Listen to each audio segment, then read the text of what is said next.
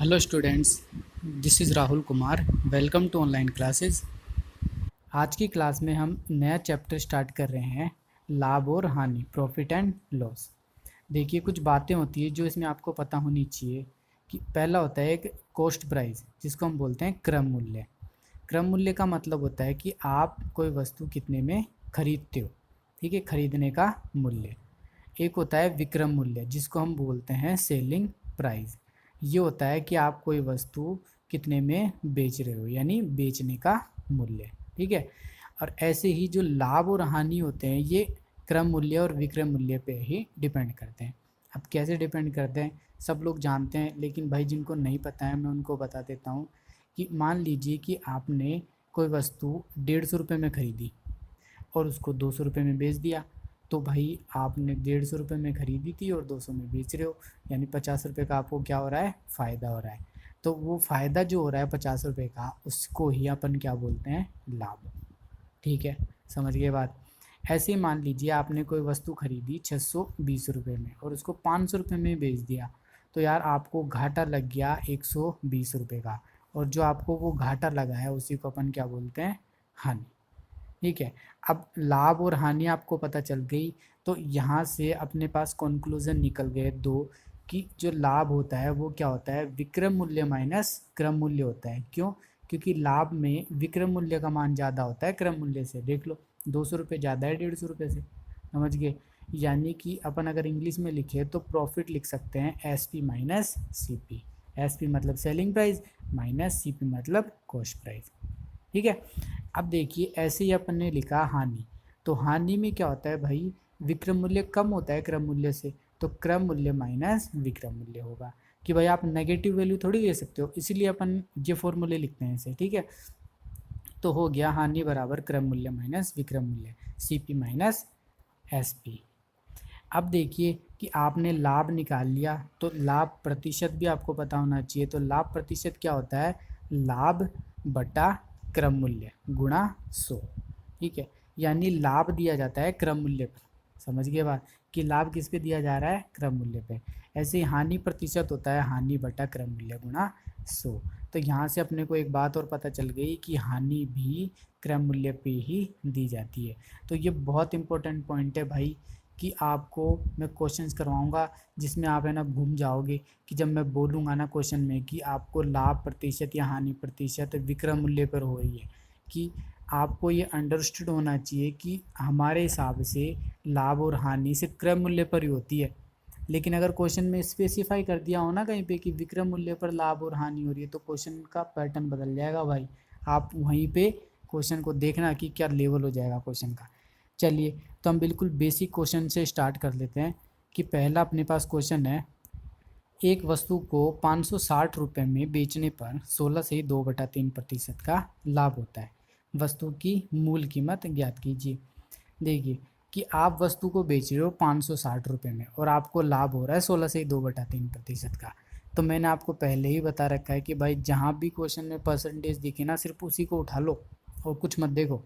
तो 16 से 2/3% कितना होता है भाई, 1/6, है ना। तो हम बात कर रहे हैं कि भाई लाभ की, कि लाभ अपने को हो रहा है इतने रुपए में बेचने पर। ठीक है। इट मीन्स कि मान लीजिए कि जो ये नीचे लिखी है संख्या 6 यूनिट, ये मूल संख्या है। कि अपने हिसाब से क्या होना चाहिए कि भाई 6 यूनिट है ना, अपन ने क्या मान लिया, सीपी मान लिया। सीपी का मतलब है क्रम मूल्य, अपन ने मान लिया। और 6 का 1/6, 6 का 16 से 2/3%, तो 6 का 1/6 कितना हो जाएगा, 1। यानी कि 1 का अपने को लाभ हो रहा है। तो लाभ होके कितनी हो गई, एस पी का मान 7 हो गया है। समझ गए बात कि अपन ने कैसे लिखा है। कि अपने को सिर्फ डायरेक्ट लिखना है भाई, कुछ भी नहीं सोचना है। कि 16 से 2/3% का लाभ हो रहा है, यानी यार 1/6 होता है। तो 6 रुपये उसकी कॉस्ट प्राइस रही होगी, क्रम मूल्य रहा होगा। तो 1 रुपये का लाभ होके 7 रुपये में उसने वस्तु को बेच दिया होगा। ऐसे अपने को सोच के लिख देना है। ठीक है। लेकिन भाई क्वेश्चन में तो बोला हुआ है कि भाई 560 रुपये की बेच रहा है वो वस्तु, यानी कि 7 यूनिट का मान कितना दे रखा है, 560। तो 1 यूनिट का मान कितना हो जाएगा, 80। और आपसे क्या पूछा है, वस्तु की मूल कीमत। मूल कीमत तो हमने 6 यूनिट मानी है। तो 6 यूनिट का मान कितना हो जाएगा, 6 गुणा 80 बराबर 480 रुपये। तो ऐसे हमको क्वेश्चंस को डील करना है। एक और तरीका बताता हूँ कि आप सीधा भी लिख सकते हो। कैसे लिखोगे कि मान लीजिए आपके पास जो कीमत थी वो x रुपये थी, आपके पास कॉस्ट प्राइस है x रुपये, क्रम मूल्य आपने x माना, तो 16 से 2/3% का लाभ हो गया, यानी कि भाई 6 रुपये रहा होगा और 6 रुपये से 1 रुपये का लाभ होकर 7 रुपये हो गया होगा।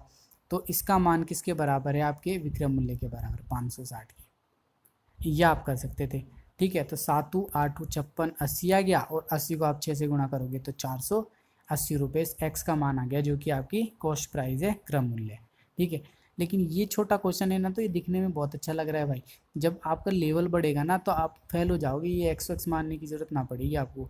तो जो मैं आपको सिखा रहा हूँ ना, आप वो चीज़ सीखो, ठीक है। कि इसमें उससे भी कम टाइम लग रहा है, कि बस ये मैंने आपको समझाने के लिए लिखा हुआ है, वरना आपको सीधा सा दिख रहा था यार कि 16 से 2/3% का मतलब 1/6, तो 6 से 7 हो गया, तो 7 की वैल्यू 560 दे रखी, 1 की मान 80 हो गई, तो 80 और 6 की वैल्यू पूछी अपने को, तो 6 गुणा 80, 480 रुपये। सीधा सा मतलब पता होना चाहिए था, ठीक है। आपको पेन भी नहीं चलाना पड़ रहा है इस क्वेश्चन में। चलिए अब अगला क्वेश्चन देखिए कि किसी वस्तु का विक्रय मूल्य उसके लागत मूल्य का 8/5 गुना है, तो लाभ प्रतिशत बताइए कितना होगा।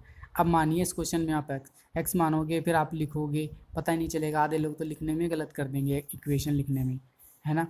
तो देखिए जैसा मैं बोल रहा हूँ ना, आपको वैसे करना है कि क्वेश्चन में क्या बोला हुआ है कि किसी वस्तु का विक्रय मूल्य उसके लागत मूल्य का, लागत मूल्य का मतलब है क्रम मूल्य का 8/5 गुना है। तो विक्रम मूल्य बराबर क्रम मूल्य का 8/5, यानी क्रम मूल्य गुणा 8/5 हो गया, ठीक है। तो अब इस क्रम मूल्य को इस विक्रम मूल्य के डिवाइड कर दो आप, तो विक्रम मूल्य बटा क्रम मूल्य कितना आ जाएगा आपके पास? 8/5। यानी ये वाली जो लाइन लिखी है ना, इससे अपने को एक बात पता चल गई कि आपके पास क्रम मूल्य 5 रुपये रहा होगा और 3 रुपये का आपको लाभ हो गया, तभी तो विक्रम मूल्य 8 रुपये हो गया। समझ गए बात, है ना। तो लाभ प्रतिशत क्या आपसे पूछा है, तो लाभ प्रतिशत क्या होता है भाई? लाभ बटा क्रम मूल्य गुणा 100, मैंने आपको बताया, है ना। तो देखिए लाभ कितना हुआ? 3 रुपये का लाभ हो गया, या आप 3 यूनिट बोल सकते हो, बटा कहाँ से लाभ हुआ है आपको भाई? 5 रुपये से तो बढ़ के 8 रुपये हुआ है ना, तो 5 रुपये से आपको लाभ हुआ है। या आप ऐसे नहीं देखना चाहते तो सूत्र के हिसाब से भी आपने क्रम मूल्य कितना लिखा है? 5, कि लाभ बटा क्रम मूल्य 3/5 गुणा 100, ठीक है। तो ये कितना आ जाएगा? 60%। अब देखिए कुछ लोग ऐसा भी कर रहे होंगे कि यार पहले 3 को 100 से गुणा करेंगे, 300 हो गया, और 300 में फिर 5 का भाग दे रहे होंगे, 5 6 30 और फिर एक 0 लिख रहे होंगे। अरे भाई नहीं करना, यहाँ पे आपको सीधा सा मैंने एक चीज़ बता रखा है कि ये 3/5 है, यानी 1/5 गुणा 3 लिखा हुआ है। ये 1/5 की वैल्यू मैंने आपको बता रखी है कि 20% होती है, तो 3 गुणा 1/5 की वैल्यू कितनी हो जाएगी? 20 गुणा 3 हो जाएगी, यानी 60%। सीधा सा आपको दिखना चाहिए था। तो आप ऐसे कैलकुलेशन मत करो भाई, ठीक है। आपको कुछ चीज़ें ध्यान भी रखनी पड़ेगी दिमाग में, तभी आपसे पेपर भाई सोल्व होगा और कंपटीशन आप क्रैक कर पाओगे, अदरवाइज़ आप तो लिखते ही जाओ, ठीक है।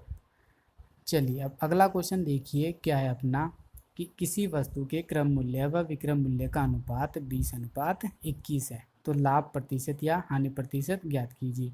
कि ये भी वही सिंपल है कि क्रम मूल्य 20 दे रखा है तो विक्रम मूल्य 21 हो गया, यानी 1 रुपये का आपको लाभ हो गया है भाई, है ना। और लाभ कहाँ से हुआ है? आपको क्रम मूल्य पे हुआ है, 20 रुपये पे हुआ है, तो 1/20 गुणा 100, तो ये कितना आ जाएगा भाई? 5%, यानी आपको 5% का लाभ हो गया है ना। देखिए नेक्स्ट क्वेश्चन है, 5 वस्तुओं का क्रम मूल्य 3 वस्तुओं के विक्रम मूल्य के बराबर है, तो लाभ या हानि प्रतिशत ज्ञात करनी है। देखिए इस टाइप के जो क्वेश्चंस होते हैं ना, आपको पहले स्टार्टिंग में ये अज्यूम करके चलना है कि भाई एक वस्तु का क्रम मूल्य 1 रुपये और एक वस्तु का विक्रम मूल्य भी 1 रुपये, ये आपको मान के चलना है, ठीक है। तो देखिए 5 वस्तुओं का क्रम मूल्य कितना हो जाएगा? 5 रुपये हो जाएगा, यानी 5 CP अपन ने मान लिया, कितना मान लिया? 5 गुणा क्रम मूल्य, ठीक है। ये किसके बराबर है? 3 वस्तुओं के विक्रम मूल्य के। तो 3 वस्तुओं का विक्रम मूल्य कितना हो जाएगा? 3 SP। हुआ कि नहीं हुआ? तो 5 SP बराबर 3, 5 CP बराबर 3 SP, ये अपने पास आ गया। तो CP/SP बराबर कितना आ जाएगा? 3/5। तो यहाँ से अपने को पता चल गया कि भाई कॉस्ट प्राइस है वो 3 रुपये थी और 2 रुपये का लाभ हो गया, तो सेलिंग प्राइस 5 रुपये हो गई है। तो आपसे क्या पूछा है, लाभ या हानि प्रतिशत। तो अपने को यहाँ से पता चल गया है कि भाई लाभ हुआ है, तो लाभ प्रतिशत बराबर कितना हो जाएगा, लाभ बटा क्रम मूल्य। तो लाभ है 2 रुपये का, बटा क्रम मूल्य कितना है 3 रुपये, गुणा 100। तो ये आ जाएगा 66 से ही 2/3%। अब वही बात, लोग 200 में 3 का भाग दे रहे होंगे, लेकिन नहीं करना भाई आपको मैंने बताया कि यार 1/3 कितना होता है, 33 से ही 1/3% होता है ना। और ये क्या है, 2/3 है, यानी इसका 2 गुना है, तो इसका 2 गुना हो जाएगा, मतलब 33 से ही 1/3% का 2 गुना। कैसे देखो, 33 को 2 से गुणा किया 66, है ना, और 1/3 को 2 से गुणा किया तो 2/3, तो कितना हो जाएगा, सिंपल सा 66 से ही 2/3%। ठीक है, चलिए आगे देखिए। 12 संतरों का लागत मूल्य 10 संतरों के विक्रय मूल्य के बराबर है, तो लाभ या हानि प्रतिशत ज्ञात कीजिए।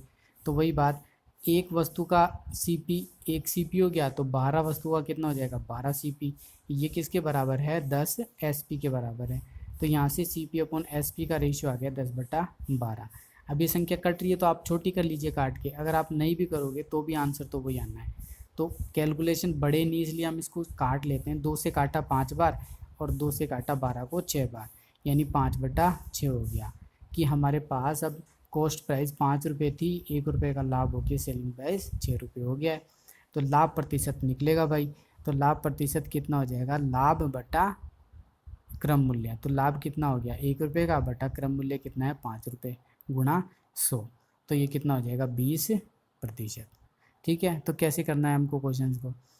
चलिए अब अगला क्वेश्चन देखिए कि किसी वस्तु को बेचने पर विक्रय मूल्य पे 25% का लाभ होता है, तो क्रम मूल्य ज्ञात करिए। ये क्वेश्चन है दमदार भाई।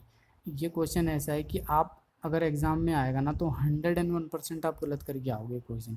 मुश्किल से कोई एक आध बच्चा होगा जो सोच के सही करके आएगा क्वेश्चन। तो देखिए है क्या इस क्वेश्चन में, विक्रय मूल्य पे 25% का लाभ हो रहा है, तो 25% का मतलब कितना होता है 1/4।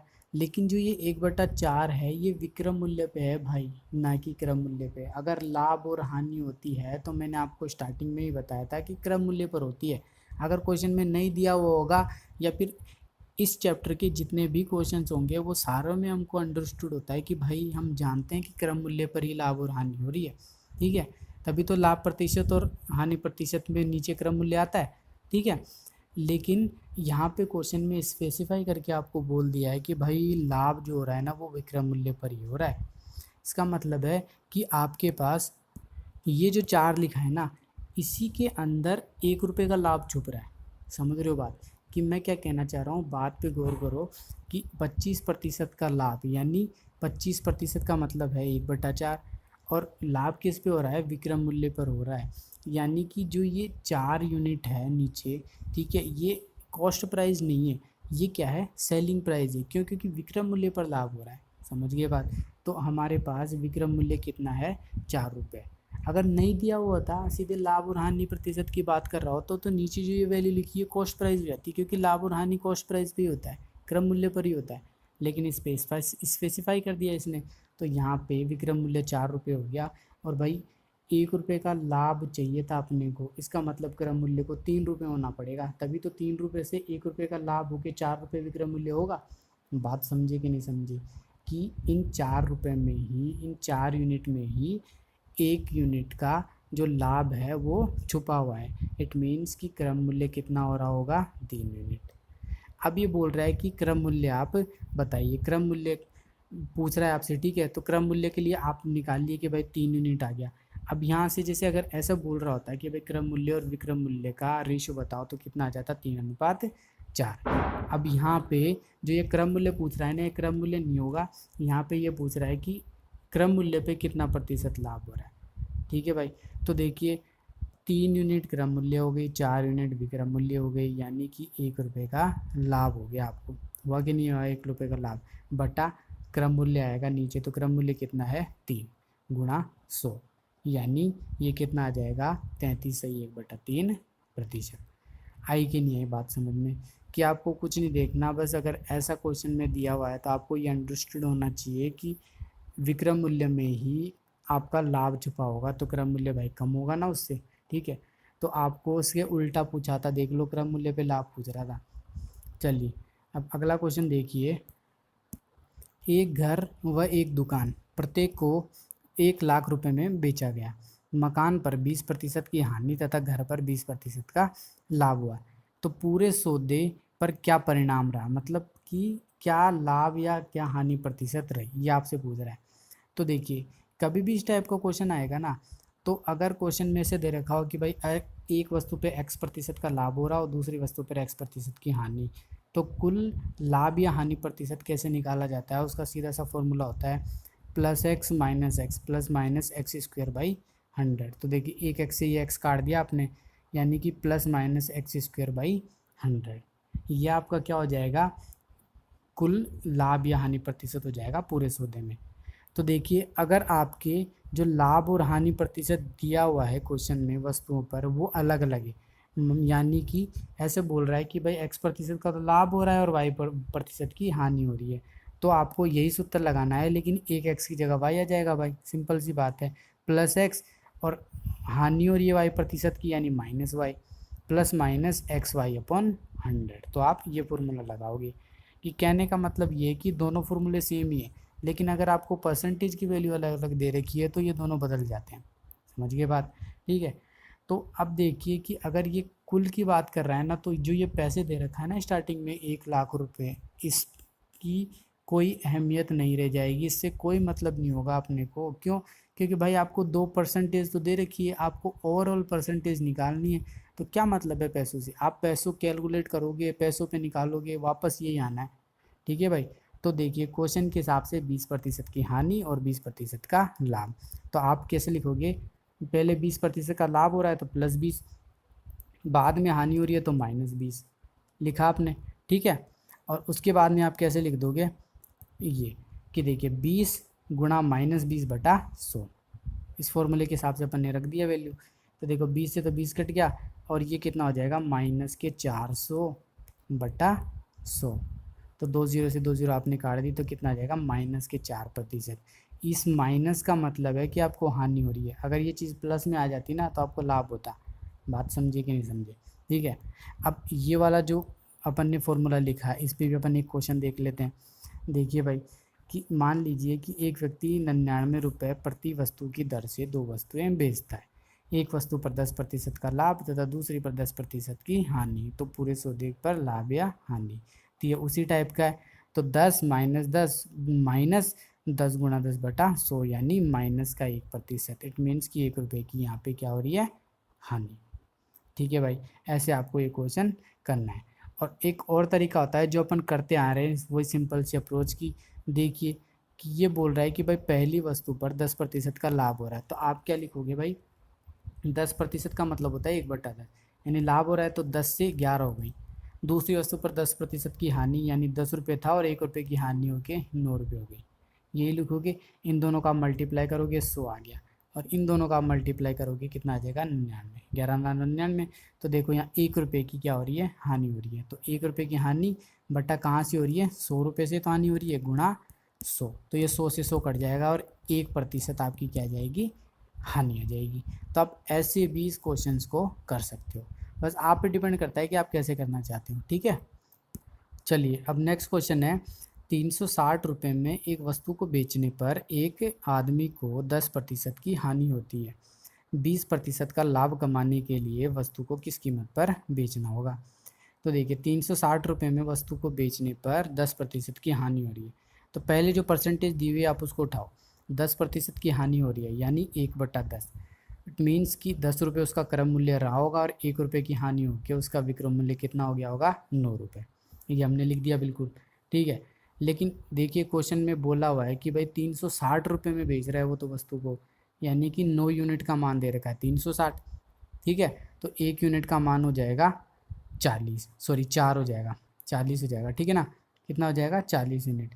तो 10 यूनिट का मान, यानी कि क्रम मूल्य अपन निकाल लेंगे कि 10 यूनिट का मान कितना हो जाएगा, 400 रुपये। इतनी बात समझ में आ गई कि हमने पहली जो लाइन लिखी हुई है क्वेश्चन में उससे अपन ने क्रम मूल्य निकाल लिया है कि कितना आ जाएगा, 400 रुपये। अब आगे क्वेश्चन में बोल रहा है कि 20% का लाभ कमाने के लिए वस्तु को किस कीमत पर बेचना होगा। तो 20% का मतलब है भाई 5, 1/5, यानी कि 5 रुपये उसका क्रम मूल्य रहा होगा और उसने 1 रुपये का लाभ कमा के 6 रुपये में वस्तु को बेच दिया होगा। ठीक है, तो देखिए कि जो 400 है अपन ने रुपये माने, ये क्रम मूल्य है, लेकिन यहाँ के अपने हिसाब से तो 5 रुपये क्रम मूल्य है, 5 यूनिट है क्रम मूल्य। तो 5 यूनिट का मान 400 है, तो 1 यूनिट का मान कितना आ जाएगा, 80 आ गया। तो विक्रम मूल्य आपसे पूछ रहा है, तो विक्रम मूल्य का मान कितना हो जाएगा, 6 × 80 यूनिट बराबर 480 रुपये। बात समझ में आई कि नहीं? कि देखिए हमने क्या किया क्वेश्चन में, कि जो पहली लाइन थी उससे तो क्रम मूल्य निकाल लिया, फिर बाद में बोल रहा है कि यार 20% का लाभ कमाने के लिए कितने में बेचेगा वस्तु को। 20% का मतलब है कि 1/5, यानी 5 से 6 रुपये रही होगी उसके विक्रम मूल्य। तो 5 रुपये क्रम मूल्य है, लेकिन अपन ने तो 400 निकाला है, तो 5 यूनिट का मान 400 है, तो 1 यूनिट का मान 80 हो गया। तो 6 यूनिट का मान पूछ रहा है अपन से, तो 6 यूनिट का मान हो जाएगा 6 × 80 बराबर 480 रुपये। ठीक है, क्लियर है कि नहीं? और अगर आप एक्स वैक्स पे जाना चाहते हो तो देख लीजिए दूसरा तरीका भी, कि 10% का मतलब है 1/10, यानी कि अपन ने लिखा एक्स, ठीक है, एक्स लिख दिया अपन ने, और उसकी कीमत 10 रुपये रही होगी पहले, फिर 10 में से 1 रुपये कम होकर 9 रुपये हो गई होगी, ये देखिए लिख दिया 9/10 गुणा एक्स। और यही कितने में बेच रहा था, 360 रुपये में, तो 360 के बराबर हो गया। तो यहाँ से अपन ने एक्स कैलकुलेट किया तो 400 रुपये आ गया। ठीक है, अब 400 रुपये आ गया अपने पास क्रम मूल्य। ठीक है, तो 400 का आपको कितना निकालना है, 20% का लाभ हो रहा है, यानी 400 का 120% हो गया। समझिए कि भाई कोई भी चीज़ अपने आप में 100% होती है कि नहीं होती, तो 100% का 20% कितना हो जाएगा, 20 हो जाएगा भाई। ठीक है, यानी 120 हो जाएगा टोटल। तो 400 का 120% आपने निकाला तो कितना आ गया, 480 रुपये। आप ऐसे भी कर सकते थे, लेकिन ये दिखने में अच्छा लग रहा है भाई, लेकिन ईजी है नहीं। जब क्वेश्चन बढ़ेगा ना तो यही आपको करना पड़ेगा जो मैंने आपको पहले बताया। इसमें दिखने में आपको टाइम लग रहा है, लेकिन बहुत ईजी है भाई, ठीक है ना। चलिए अगला क्वेश्चन देखते हैं अब हम। एक व्यक्ति एक वस्तु की 5% के बदले 5% हानि के बदले 5% लाभ पर बेचता है, तो उसे 5 रुपये अधिक प्राप्त होते हैं। तो वस्तु की लागत मूल्य ज्ञात कीजिए। तो मान लिया हमने कि भाई लागत मूल्य 100 रुपये है, तो बोल रहा है कि वस्तु की 5% हानि। तो अगर मान लीजिए 100 रुपये पे 5% की हानि हो जाती तो कितने आ जाते, 95 रुपये आ जाते। ठीक है, आते कि नहीं आते, है ना, 95 रुपये में वो बेच देता। लेकिन ये बोल रहा है कि इसके बदले 5% लाभ पर उसने बेचा है, तो 100 रुपये का 5% कितना हो जाएगा, 5 रुपये, यानी 5 रुपये का लाभ हो गया, तो 105 रुपये की वो बेच देता वस्तु। ठीक है, तो यहाँ से अपने को ये बात पता चल गई कि वो वस्तु 95 रुपये की बेचना चाहता था, लेकिन उसने 105 रुपये की बेच दी, यानी 5% हानि के बदले 5% लाभ पर बेच दिया, तो उसे 5 रुपये अधिक मिल गए। तो अपने हिसाब से देखिए 95 से 105, यानी 10 रुपये का अपने हिसाब से लाभ हो रहा है, लेकिन क्वेश्चन में तो बोल रहा है 5 रुपये का लाभ हो रहा है, यानी कि 10 यूनिट, ये यूनिट है, समझ गए बात। तो 10 यूनिट का मान है 5 रुपये, 1 यूनिट का मान हो जाएगा आधा रुपये, 1/2 रुपये। तो वस्तु की लागत मूल्य हमने 100 रुपये मानी थी, तो 100 यूनिट का मान कितना हो जाएगा, 50 रुपये। समझ गए कि अपन ने कैसे किया। अब ये देखिए लिखने में कितना बड़ा लग रहा है, लेकिन आपको यहाँ से सीधा दिखना चाहिए था कि यार वस्तु की लागत मूल्य ना 5% हानि के बदले 5% लाभ हो गया, यानी 5 कम करेंगे 100 का 95, 5 बढ़ाएंगे 105, 95 से 105 जा रहे हैं अपन, मतलब 10 यूनिट का अपने को लाभ हो रहा है, लेकिन सवाल में 5 यूनिट दिया हुआ है, 10 यूनिट यानी 5 रुपये, तो 1 यूनिट का मान आधा रुपये, तो 100 यूनिट का मान कितना हो जाएगा, 50 रुपये। तो आपको ऐसे सीधा सोच लेना चाहिए था, आपको पेन भी नहीं चलाना पड़ता। ठीक है, चलिए अब अगला क्वेश्चन देखिए। एक वस्तु 20% हानि पर बेची जाती है, यदि वस्तु को 12 रुपये अधिक मूल्य पर बेचता तो 10% का लाभ होता, तो क्रम मूल्य ज्ञात कीजिए। तो मान लिया मन्ने भाई क्रम मूल्य 100 रुपये, तो वो पहले 20% हानि पर बेच रहा है, यानी 100 रुपये का 20%, यानी 20 रुपये की हानि हो गई। इट मीन्स कि वो 80 रुपये की बेच रहा होगा वस्तु। ठीक है, तो आगे बोल रहा है कि 12 रुपये अधिक मूल्य पर बेचता तो 10% का लाभ होता, यानी 100 का 10% कितना हो जाएगा, 10 रुपये। इट मीन्स कि वो 110 रुपये की बेच देता अगर उसको लाभ हो रहा होता तो। लेकिन क्वेश्चन में बोला हुआ है कि भाई 12 रुपये अधिक मूल्य पर बेच देता वो, तो उसको 10% का लाभ हो जाता। तो 80 से 110, यानी अपने को तो 30 यूनिट का लाभ हो रहा है ना, लेकिन सवाल में तो 12 यूनिट बोला हुआ है, सॉरी 12 रुपये बोला हुआ है। तो 30 यूनिट का मान 12 रुपये है, 1 यूनिट का मान 12/30, ठीक है। तो 100 यूनिट का मान कितना हो जाएगा, 40 रुपये। तो जो पिछला क्वेश्चन किया था हमने बिल्कुल वही क्वेश्चन ही है, लेकिन थोड़ी सी लैंग्वेज मैंने इसकी बदल दी है।